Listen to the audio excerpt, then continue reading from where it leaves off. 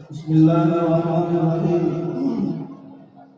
نحمده ونصلي على رسوله الكريم أما بعد قابل صدر احترام صدر جلسہ معزز و مکرم حضرات علماء کرام سامعین اعزام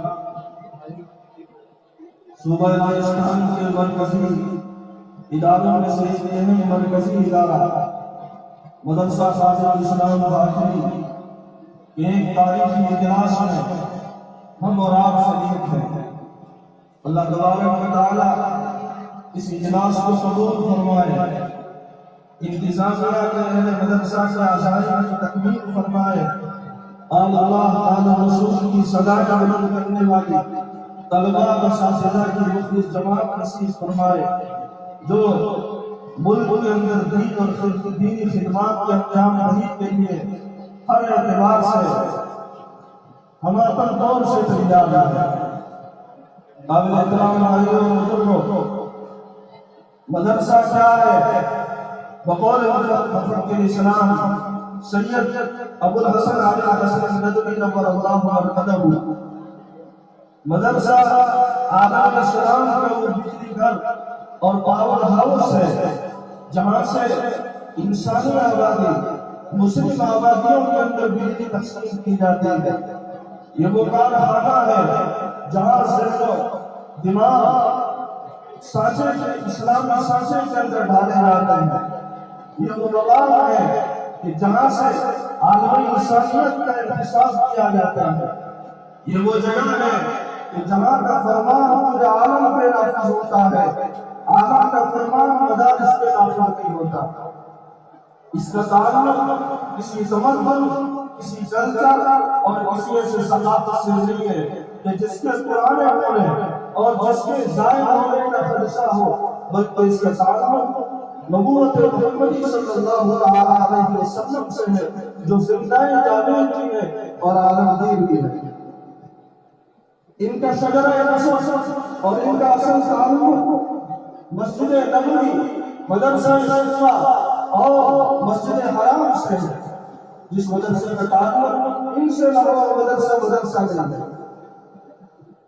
اللہ کا فضل ہے، اللہ کا کرم ہے کہ ہمیں اللہ تبارک و تعالیٰ نے علوم اسلامیہ کی نشر سازیہ جامع بغداد ام المدارس دارالعلوم دیوبند کے ساتھ ان کے فضلہ میں سے ہونے کا شرف بخشا، اس کے ساتھ ہمیں نسبتیں نصیب فرمائی۔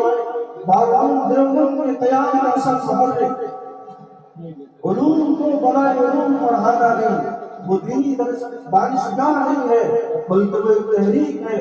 بقول مفکر اسلام سید ابو الحسن علی حسن ندوی نور اللہ مرقدہ کہ دارالعلوم کے قیام کا اصل مقصد دارالعلوم کا پورا امتیاز، دارالعلوم کا معاملہ امتیاز بس حفاظت اسلامی اور دینی غیرت کا پیدا کرنا ہے۔ اللہ کا فضل کرم ہے، اس کے فضلہ جہاں بھی گئے ہیں انہوں نے حفاظت اسلامی کا کارنامہ انجام دیا ہے، دینی حمیت اور دینی غیرت کا ثبوت دیا ہے۔ بانی دارالعلوم دیوبند حضرت راموتی رحمۃ اللہ علیہ جن کے دلوں کے اندر ایوب قصدین والا حیوت والا جذبہ تھا، اور اس کا کچھ حصہ اور اس کی کچھ رمق فضلائے دارالعلوم کے اندر پائی۔ اس علاقے کے اندر میں دارالعلوم میں سکون تشریف لائے، اور اس وقت کا کیا حالات تھے ہم اور آپ سب کے سامنے ہے کہ مشرکانہ رسومات کو بجا لاتے تھے، ہولی کھیلا کرتے تھے، وضاحت مشرکوں کی سی۔ چند دن پہلے میں اپنے ادارے کے دارالعلوم پوکھرن کے میں قرآن تجوید حضرت حافظ الدین محمد صاحب دعوت برکاتوں کے پاس بیٹھا ہوا تھا۔ حضرت نے فرمایا کہ بہت پہلے ایک اجتماع ہوا تھا پیپاڑ کے اندر، میرا آنا ہوا کہ یہاں کے لوگوں کی وضاحت دیکھ کر، مشرکانہ لباس کو دیکھ کر میں نے وہاں کے لوگوں سے کہا کہ غیروں کو کیسے آپ نے بلایا ہے؟ تو وہاں کے لوگوں نے بتایا غیر نہیں ہے، مسلمان تھے۔ بالکل عجیب سے حالات تھے، آپ سب جانتے ہیں۔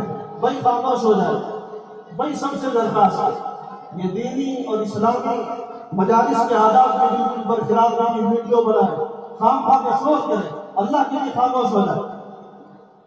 اللہ جانے عجیب مجمع تماشائی بن کر آیا ہے. میرے دوستوں عجیب حالات تھے. چند سالوں میں جو انقلاب آیا ہے ہم اور آپ سب کے سامنے ہے. سینکڑوں مکاتب اسلامیہ 100 سے زائد مکاتب قائم ہو گئے. ادارے میں ملت اسلامیہ کے اندر ایمان اور اعمال جو اعمال کو احیاء شریعت اور سنت کے لیے جائیں تو دعوت و تبلیغ کے نظام کو استحکام بخشا. اسی طرح ہر گھر کے اندر اور ہر بچہ اور ہر بچی دینی تعلیم سے کیسے وابستہ ہو 100 سے زائد مکاتب قائم کیے. اسلام اور مسلمانوں کے تحفظ اور بقا کی جو جماعت ہند میں ملت اسلامیہ کی نگراں جماعت جمعیت علماء کو استحکام بخشا. ادارے میں سینکڑوں علماء حفاظ قرہ پیدا کیے.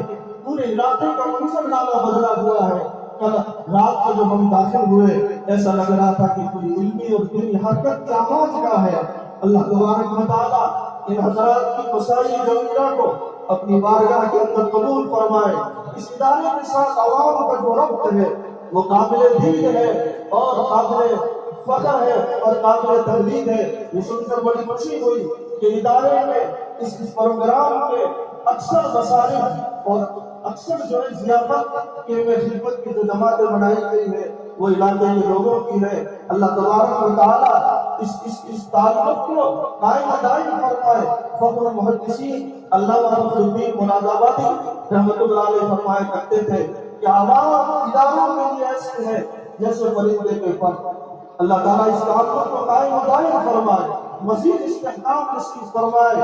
یقیناً اس موقع پر قاسم العلوم والخیرات حضرت نانوتوی رحمۃ اللہ علیہ شیخ الاسلام حضرت مولانا سید حسین مدنی نور اللہ برکتہ فخر المحدثین حضرت مولانا سید فخر الدین مراد آبادی نور اللہ برکتہ جو ہمارے والد ماجد کے اور ان کی ٹیم کے استاد تھے شیخ الحدیث تھے اور دارالعلوم گولکنڈ کے بانی حضرت مولانا محمد عاقب صاحب رحمۃ اللہ برکتہ اور دارالعلوم گولکنڈ کی نشر ثانیہ کے عقد بردار حضرت مولانا دوست صاحب رحمۃ اللہ برکتہ کہ جن کے حکم سے قبلہ والد ماجد یہاں تشریف لائے. اسی طرح سراج الملت حضرت مولانا رشید احمد صاحب رحمۃ اللہ برکتہ جن کی فکروں کے نتیجے میں ادارہ وجود میں آیا.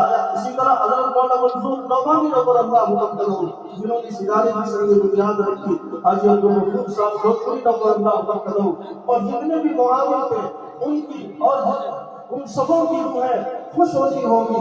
اس ادارہ اپنی مولویت کے ٹونس کے آخری سال کا شروعات کرنے جا رہا ہے. اشہر الکتب بعد کتاب اللہ البخاری کا افتتاح ہونے جا رہا ہے. قرآن کریم کی تجوید کی شاذلیہ کا افتتاح ہونے جا رہا ہے. اللہ تبارک و تعالیٰ اس کو خوب قبول فرمائے.